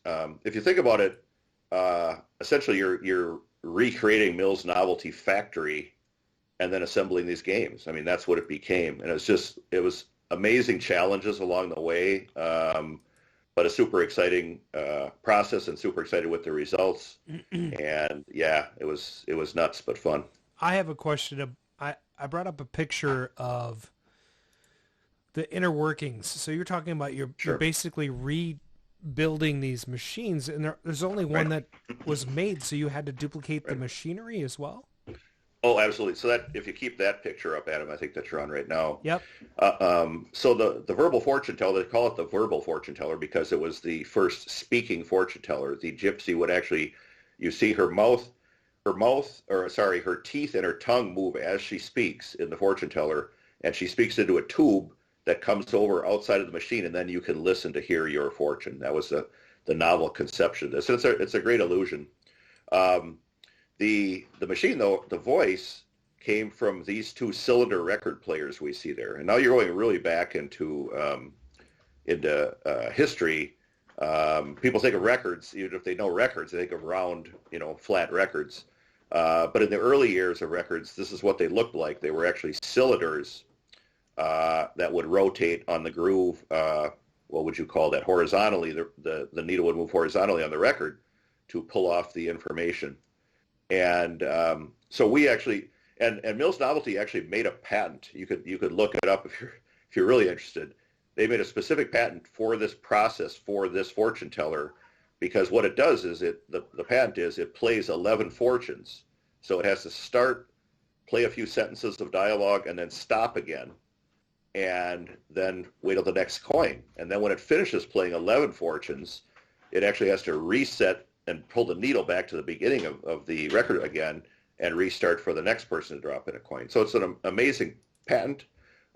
We were able to acquire enough of these cylinder record players, and then we had to build out the mechanisms for the patent to apply it to those players and build out the whole system. So it was crazy amount of work, and like I say, but really, really amazing, fun time.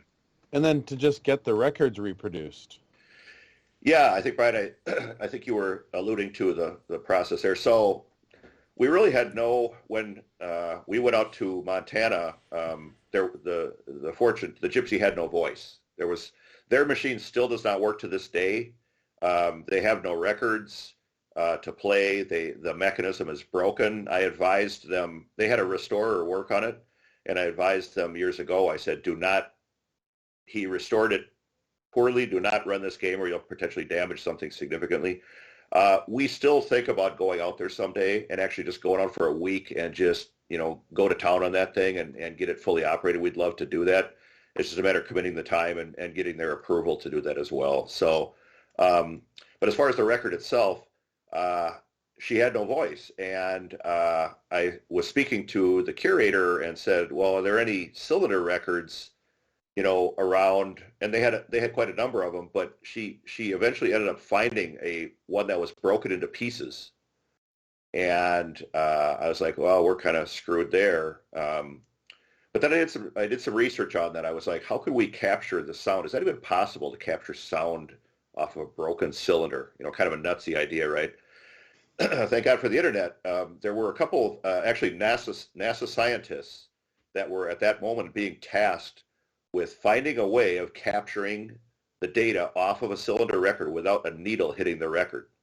The Library of Congress basically tasked them with building such a system to create that, or to capture that data. And so they created a 3D camera replication of the grooves of the cylinder, if you can imagine. And they were able to translate that into audio, those virtual grooves that they create. Super cool process. I called up one of the two scientists and said, listen, you got to help out the state of Montana here and get that gypsy some voice. Can you do this for us? And she said, yeah, we're testing out our system. If she wants to bring it by, we'd be happy to do it. So I talked the curator into going out to California. She brought it out there, and they were able to capture this data. It's crazy. Amazing. So we had this awesome. So she sent me the audio in this reedy little thin voice. I wish I could play it for you guys right now. Just because he said the grooves of this record were so thin, probably all worn out, that we're lucky to get what we got. It took me probably 4 weeks of listening to this audio over and over and over again to figure out what all the words were in the sentences. It was, but finally got there. I get that last word, and it's like, wow. So amazing. So, yeah. Were they pretty good, or were they like, if you listen to your mom, everything will be good? Or yeah, she's basically she said, keep away from Mark Shields. This will be. Oh man, I knew it. She's a fortune teller, dude. Come on. Oh man, screwed again. Do not trust people with Uncle Rico's van. Yeah, there was actually things like that, guys. There was like, be careful of the man you'll meet at the train station. He has bad intentions.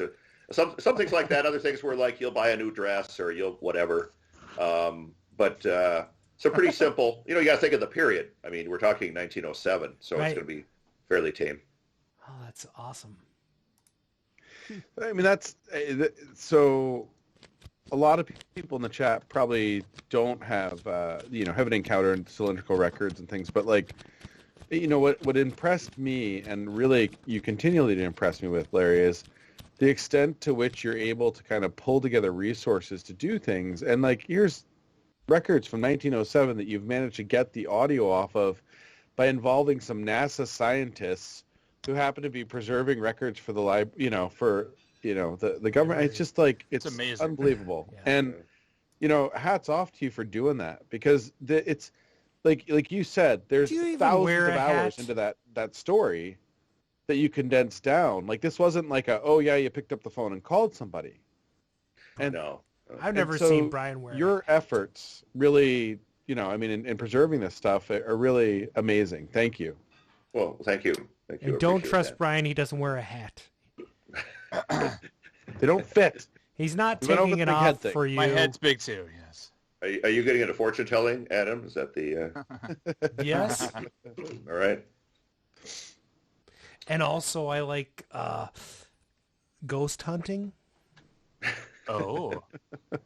I want one of those radios that plays just random samples from the where you just hear stop, put down your pants, this, where it's sampling through the radio frequencies. Like on Bumblebee when Bumblebee talks. Yeah. Oh, yeah, right. Exactly. It's like Bumblebee. Yeah. I just want to welcome a few more people to the chat. Okay. Sony PlayStations, Proc FL, Hammy's Hangout, J.K. Heiser, welcome to the show. Welcome. And all you other guys, DJ Norman, Dan and Terrell, all the Green Wing, all the you guys that have been here the whole time. Good to see you in the chat. Oh, I had a question. Let me jump into a real quick, because I just actually, this is like hot off the press. Yes, let's go. Yeah. This was a story that someone told me who was intimately involved with the situation anyways. I think I'll probably keep the names out of this. So not the situation from that show that was on MTV? A different guy? Okay. Not that situation. Okay, yes, got it. I'm trying to keep it interesting. All right? Okay, yeah. Thank you. So there was a local road operator in Minnesota that ran games back in the day. Now we're going back to the 70s for this, but it's an interesting concept or interesting story. So, anyways, at the time we had people again may not be familiar, but Midway made games and Bally made games. So people may think of Bally Midway as a thing. They may remember that. But they were actually two separate companies back in the day. Through the Midway started quite a ways back in the I believe it was the early 60s. But anyways, we flash forward to the mid 70s, and this local operator called his distributor and said, "I want to buy a couple of Midway games." And the distributor said, "Well, hold on, I need to check something." And he got a call back the next day saying, "We can't sell you those games. We're not selling you any Midway games." And he's like, "What are you talking about?" The mob is involved in this situation. That's all we need to say, right? So then, weeks later, Bally acquires Midway, right? So the idea here was, to make it kind of clear, the mob got in because they were intimately involved with gambling and gaming and coin op in so many cities. The story appears to be that they put the word out that nobody's buying games from Midway. So Midway is facing ruin because they're not going to sell any games. No one's allowed to buy their games anymore, right? And that's so they put the heat on them, and so then they relinquished and sold to Bally. I mean, that's a super interesting story. A local guy just gave me that story. He was involved in the situation, so it would there could be a lot more research done on that. But planting a seed there, if somebody really wants to try to dig into that, it's a very interesting little crime aspect to this thing. Grinwing says, "Old school hostile takeover." There you go. Very hostile. The game rooms in Hawaii used to have a big mob presence. It was kind of funny, and they'd come. So I had all these games for sale over there, and they'd come and buy arcade games to put across the front of the storefront, so they could have all the illegal stuff behind it. Oh no! And so they'd come in, and the first time this happened, I'm like, this guy comes by, he wants to buy a game. He's like, "Well, how many games do you have for sale?" I'm like, "Well, what do you want?" He's like, "I don't care. I just need stuff that lights up." They didn't even care if they were working, but they needed them to light up so they looked like they could work. And it was pretty interesting. And then you'd go, I went and repaired a few games, actually some of the gambling games for those guys when I was over there. And that was not above board. Let's just leave it. I see. Mm-hmm. So. Yeah, we have that here too, unfortunately. So, Larry, what's the game that you have always wanted, or is there a game that you've always wanted but has eluded you? There is one game. Yes, there is. Oh. I was going to say no, but there is one game. You will have never heard of it, and I should have sent you an image of that, Adam. I apologize for that. It's called Bally Space Gunner, 1959.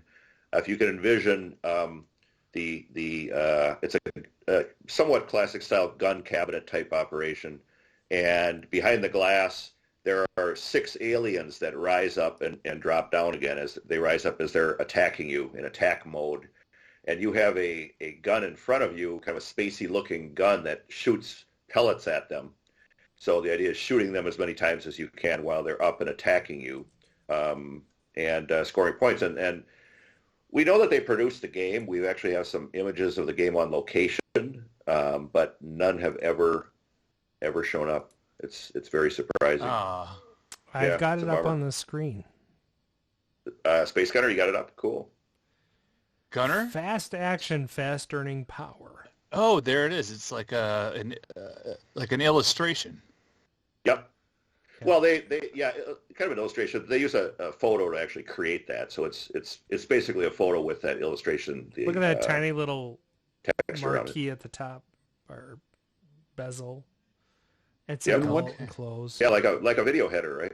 Yeah, it's kind of cool. And what is your favorite game to play now? To play now? Yeah. My favorite game or my favorite game? Well, I mean, I guess it's the same question. If you could bring up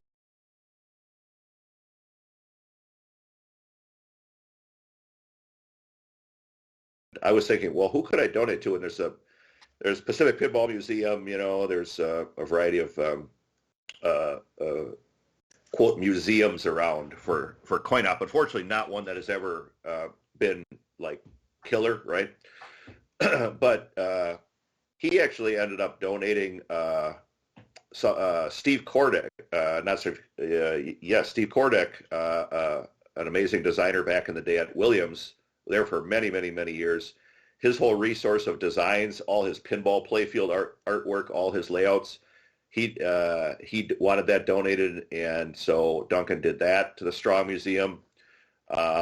Williams, I believe a lot of their other stuff went there. I believe Atari has donated a lot of their records and documents to the museum. So I'm like, that's the perfect place. They have the funding to keep going. Hopefully, if you guys check it out, send some bucks their way so they can make sure to keep going. But I think they're doing pretty well. They're a museum dedicated only to play. And it could be Monopoly games. It could be Neo Geo. It could be Jump Rope. But then they've also moved, obviously, into pinball and arcade games. And so they were very excited to start gathering this collection of arcade and pinball history. And I was happy to be a part of helping to build their collection up. That's amazing. Thank you for being that. That's a really generous thing to do for the public to be able to enjoy and preserve. So thank you. Sure. Yeah. Glad to do it. I did have one question for you. We give people an opportunity to, there's a number of listeners here, so sometimes people run into stuff. Mm-hmm. Is there a game that you're currently looking for that if somebody says, oh, I know where there is one, what's the next game on your list of things to acquire? Yeah. And at this point in time, guys, there's, other than the Space Gunner, there's probably not a lot I'm looking to add to my collection. But what I am looking to do is add more games for the public to be able to play at Can Can Wonderland. Nice. And the key game right now for me is that I'm hot on is Sega Cowboy, 1970. It's two animated cowboys. They're like string puppet figures, right? And they're facing off in this battle across this desert landscape. And you fire at each other, and when you hit the other one, the puppet kind of pushes down and they crumble like they've been shot, and then they pop back up again. Really great game for the period, a real classic, real hard to come by these days. The last one I had I sold for $400. Oh. And that was a long time ago, but I kicked myself. So many of these games I've sold, and then I kicked myself, so I have multiple bruises. But you can't track down the person you sold it to and go, hey, I want it back. Yeah, that one's long gone. That one, a quick story on that one. I drove. I found this is real kind of granular here, but I located a Williams 10 strike, and if you guys are familiar, it's a little mannequin guy that actually bowls the ball and hits the pins in the game. There's one of those at Can Can right now. If you get a chance to come by, you can play it. So this guy had a 10 strike, and he was out in, and I live in Minnesota. He was out in New Mexico. And I'm like, I'm going, let's go, Yeah. And I got out there, and I had this little trailer, some motorcycle trailer. We were able to strap it down to with a bunch of tarps and everything. Because I had like a Grand Prix or something. I couldn't, fit in the car. And I get there and he's got that game and I'm like, what's that over there? Oh, that's a Sega Cowboy.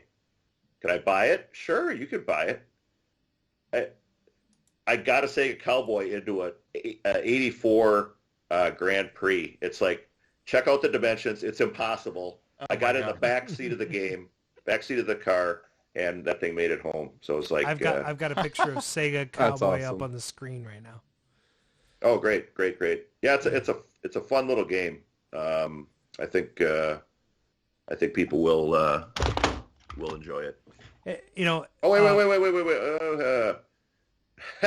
Yeah. Switch it up. He's thinking gunfight. I'm thinking Sega Gunfight Cowboy. What's a game between friends? Sega Cowboy. You put up the picture. That's cool, Adam. That is cool because Sega Cowboy.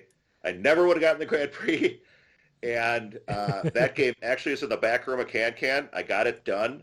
That is like the most amazing EM game. There's so much going on in that thing. They have 3 different mirror effects on it. Oh, it's like cool. a nuts game. That's going to hit the floor at Can Can probably within the next month. I want to go. Yeah. Come on over in the back room. You can play it now. Sweet. The Sega Cowboy, or Sega Gunfight. Did I give you a picture of that? I guess I didn't. I messed up. Think so. Sega Gunfight with the little puppet cowboys. That's the one I want to have out for the public. Oh, I see. That's the one I dissected and stuck in the car. But that's a great little game too. They're both great games. Who's Sega this made guy with a lot of mediocre games, but they made some amazing ones as well. Who's this guy in front of your pinball? What's that? Who's this guy? With the he looks like Clint Eastwood by a pinball machine, kind of. Hang on, I got to bring up the feed again. Oh yeah. That's Mr. Top Gun. Oh, cool. It's made around 1960 by Taylor Engineering in Beverly Hills, California.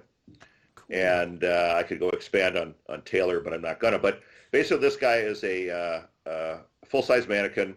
He talks to you, and you're sitting back a little ways with a holster around you with a gun on it, right? A pistol, and he talks to you, and like, hey, partner, you better watch out. This gunfight, you're gonna lose this gunfight. And then he says, draw, and you have to draw at that second. You can't draw before that. You have to draw and shoot him in the chest. The little circle in the middle of his chest, you have to shoot him with a light beam. Oh. Before he gets the gun up, and then he shoots you. That's awesome.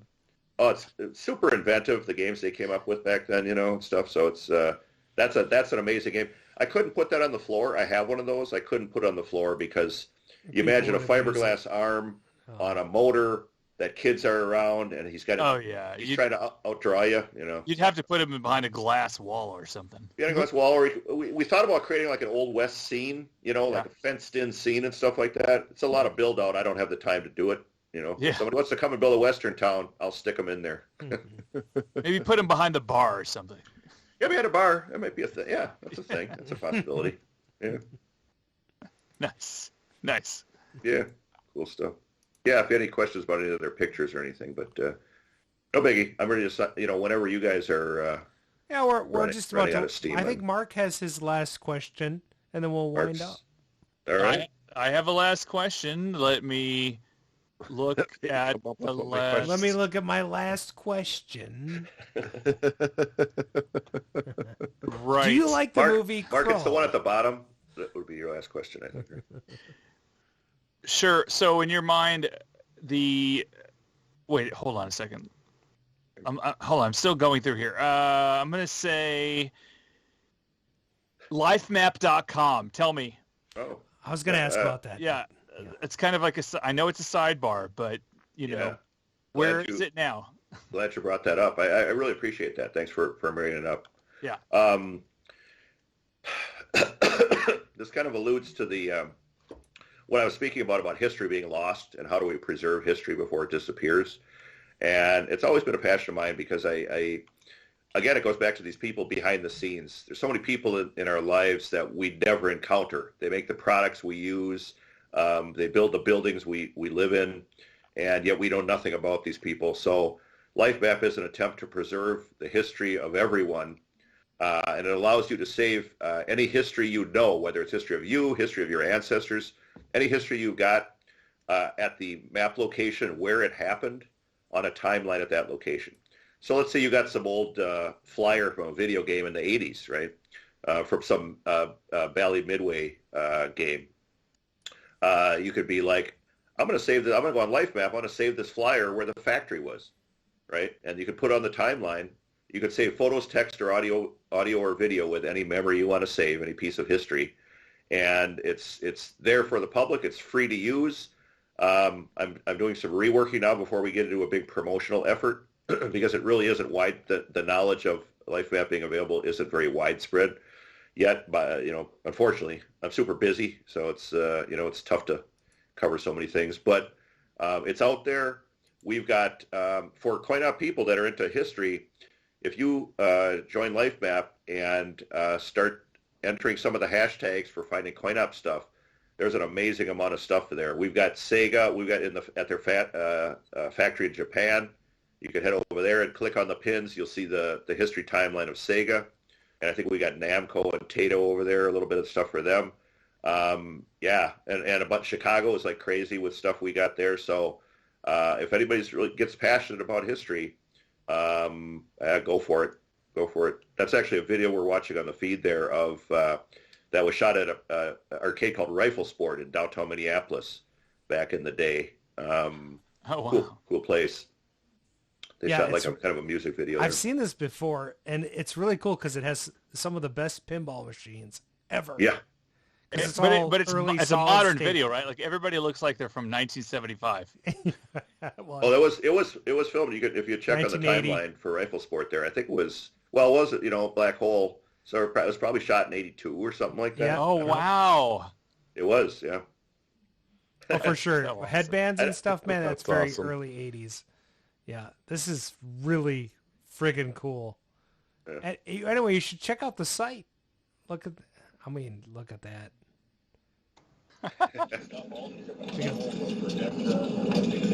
Oh, there's music coming through. Someone's got the music coming through. That's awesome. No, so Brian Jones posted in the chat feed, if people want to check it out, his video of the Sega Cowboy at Can Can. Now Brian's getting it mixed up and backwards. So the Sega Cowboy video is posted in the chat if you want to check it out. Oh, he shot a video? Or did you guys see the... He shot a little video of it. Oh, okay.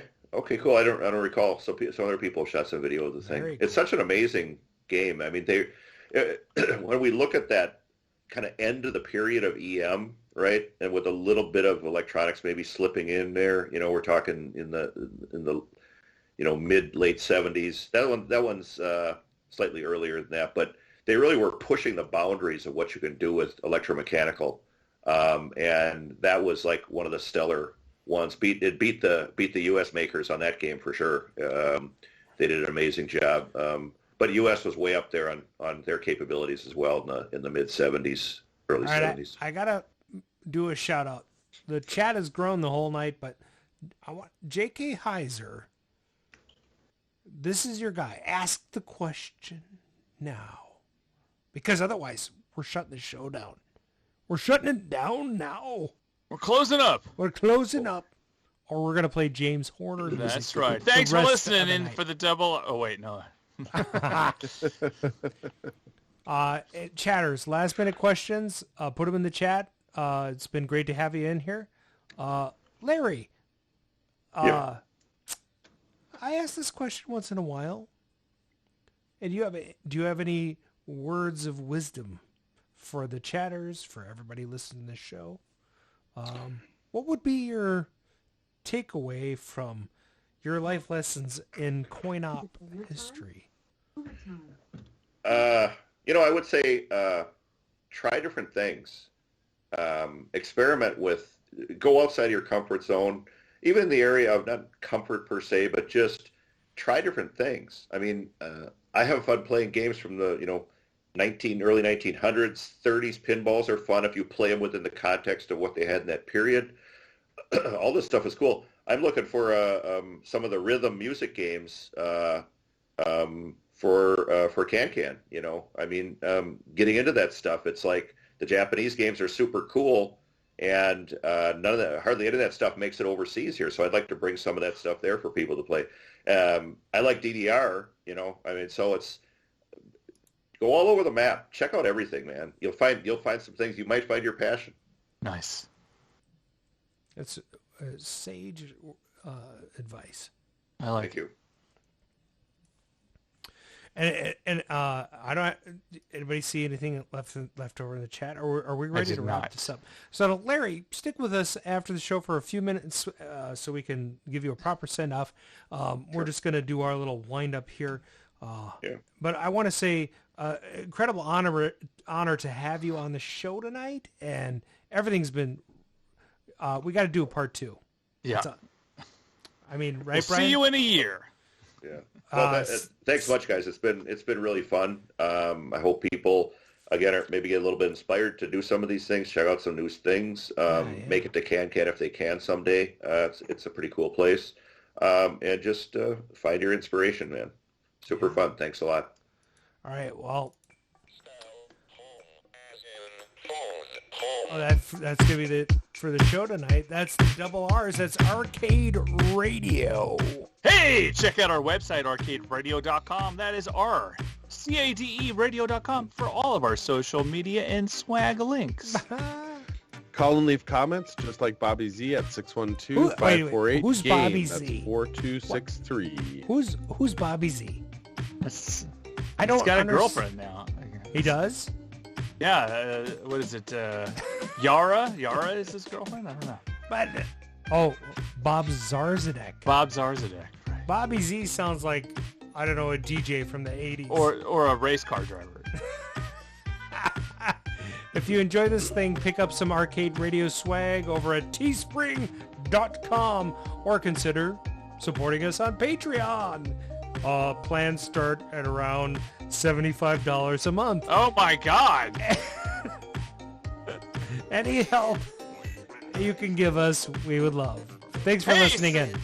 Yeah! Subscribe to our Twitch channel to follow us and click on that notification bell so you will know when we're streaming live. That is twitch.com/arcade radio. Oh, I like that. If you like what you're hearing, consider dropping us a 5-star review on Anchor, iTunes, Spotify, or wherever you consume our podcast. That's going to be it for tonight's show from the Arcade Radio team. We hope you had a blast. Larry, you were awesome. Larry rules! And we look forward to seeing you on the next episode of the show. Take care and have a great night. Great night.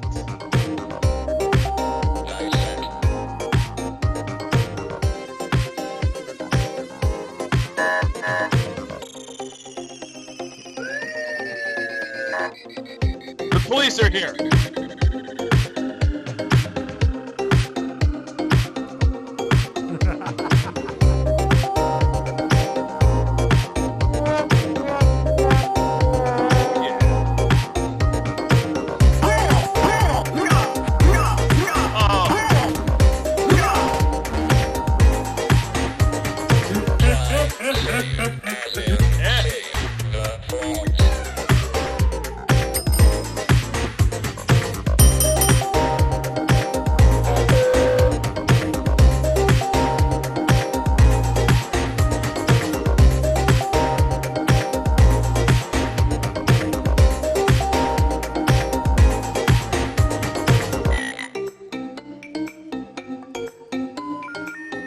We're sorry, the number you have dialed is not in service.